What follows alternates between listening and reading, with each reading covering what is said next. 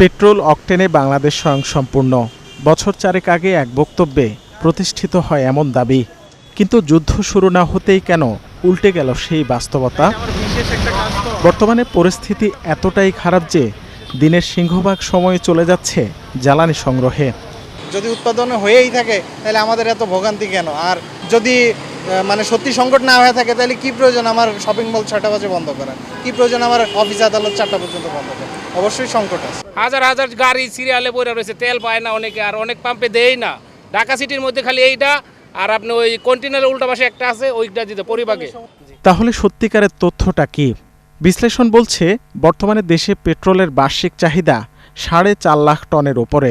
এর মধ্যে দেশীয় গ্যাস ক্ষেত্র থেকে পাওয়া কনডেনসেট থেকে আসে 40%, বাকি 60%ই আমদানি ব্যবস্থার উপর নির্ভরশীল, যার বড় অংশ আসে ইস্টার্ন রিফাইনারি থেকে অপরিশোধিত জ্বালানি তেল পরিশোধন করে। কিন্তু গেল এক মাসে ক্রুড আমদানি কমেছে আশঙ্কাজনক হারে, ফলে সেখান থেকে পাওয়া যাচ্ছে না চাহিদা মতো।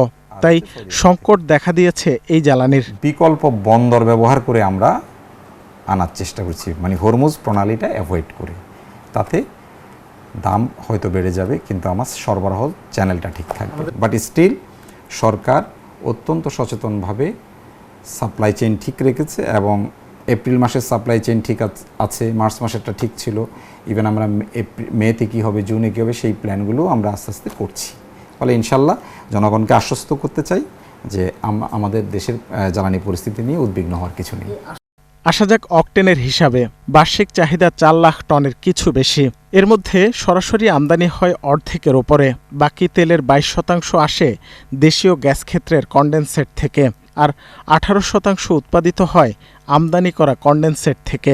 সাথে ইস্টার্ন রিফাইনারি থেকে আসে বাকি 10%। কিন্তু যুদ্ধ শুরুর পর কমেছে এই জ্বালানির আমদানিও, যার প্রভাব পড়ছে মাঠ পর্যায়ে। রিফাইনারি প্রোডাক্টটা যতদিন যদি শেষ হয়ে যায়, তাহলে রিফাইনারি থেকে আমাদের যে পেট্রোলটা আসতো সেটা বন্ধ হয়ে যাবে।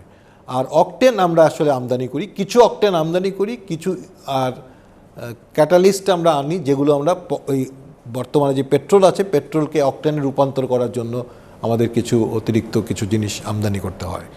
তো এইসব মিলিয়ে অকটেন পেট্রোলের উপর একটা চাপ আছে, বিশেষ করে ক্রুড সরবরাহ যদি বন্ধ থাকে। পেট্রোবাংলার তথ্যমতে গেল 5 বছরে গ্যাস ক্ষেত্র থেকে কনডেনসেট সরবরাহ কমেছে 2/3।